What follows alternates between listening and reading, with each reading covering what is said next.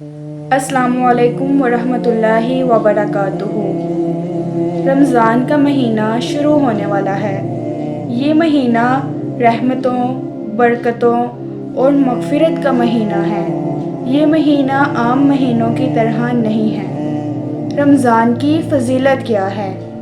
اللہ تعالیٰ قرآن پاک میں فرماتے ہیں، یا ایھا الذین آمنوا کتب علیکم الصیام کما کتب علی الذین من قبلکم لعلکم تتقون۔ اے ایمان والو، تم پر روزے فرض کیے گئے جیسا کہ تم سے پہلے لوگوں پر فرض کیے گئے تھے تاکہ تم متقی بن جاؤ۔ یہ آیت ہمیں بتاتی ہے کہ روزے کا مقصد صرف بھوکا یا پیاسا رہنا نہیں ہے بلکہ تقویٰ حاصل کرنا ہے۔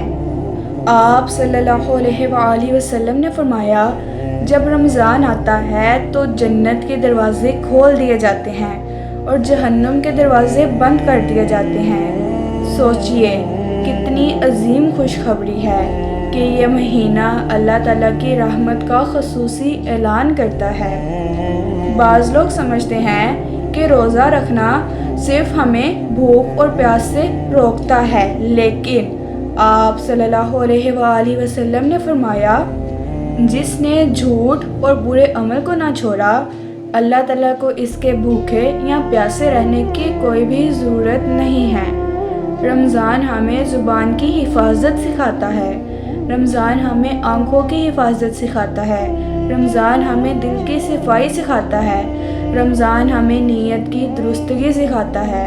اگر ہمارا اخلاق نہیں بدلا تو ہمیں اپنے روزوں پر غور کرنے کی اشد ضرورت ہے۔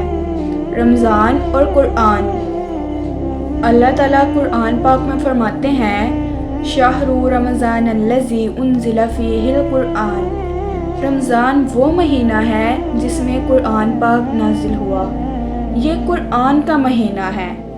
ہمیں چاہیے کہ ہم روز تلاوت کریں، ہم قرآن کے ترجمے کو سیکھنے کی کوشش کریں، کم از کم روزانہ ایک پارہ پڑھنے کا ہدف کریں۔ صحابہ کرام رمضان میں قرآن سے خاص تعلق جوڑ لیتے تھے، لیکن آج ایک سوال ہے، کیا ہمارا رمضان بھی قرآن والا رمضان ہے؟ رمضان دعا کا مہینہ ہے۔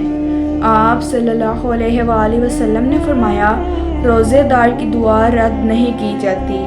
افطار کے وقت اپنے لیے، اپنے والدین کے لیے اور پوری امت مسلمہ کے لیے دعا کا اہتمام کریں، کیونکہ اس وقت آسمان کے دروازے کھلے ہوتے ہیں۔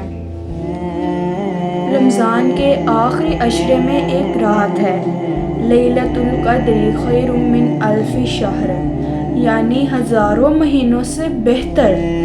سوچیں، ایک رات کا قیام کئی مہینوں کی عبادات سے کتنا بہتر ہے۔ اللہ تعالیٰ قرآن پاک میں خود فرما رہے ہیں، لہٰذا رمضان کے آخری عشرے میں عبادت کا خاص اہتمام کریں۔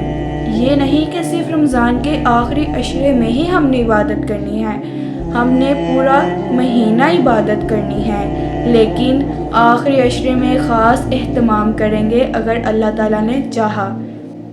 رمضان ہمیں بدلنے آتا ہے، ہماری اصلاح کے لیے آتا ہے، لیکن اگر رمضان گزرنے کے بعد بھی ہم نماز میں سستی کریں، قرآن کی تلاوت سے دور رہیں یا پھر گناہوں میں اضافہ کر لیں تو ہم نے رمضان کا حق ادا نہیں کیا۔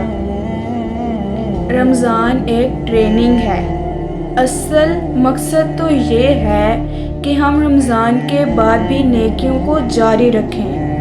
خدارا، ہمیں نہیں معلوم کہ یہ رمضان ہمارا آخری رمضان بھی ہے یا ہم آگے بھی رمضان کو پائیں گے، کیونکہ کچھ لوگ ایسے ہیں جو پچھلے رمضان ہمارے ساتھ تھے لیکن وہ آج اس دنیا سے چلے گئے ہیں۔ اللہ تعالیٰ ان کی مغفرت فرمائے، لیکن آج سے ہی عہد کریں کہ آپ اس رمضان کو ضائع نہیں کریں گے، اپنی نیت کی درستگی کریں، گناہوں سے دور رہنے کا عزم کریں، قرآن کی تلاوت کے لیے وقت مقرر کریں، سوشل میڈیا کو کم استعمال کریں اور اپنے آپ کو اللہ تعالیٰ کے ساتھ جوڑے رکھیں۔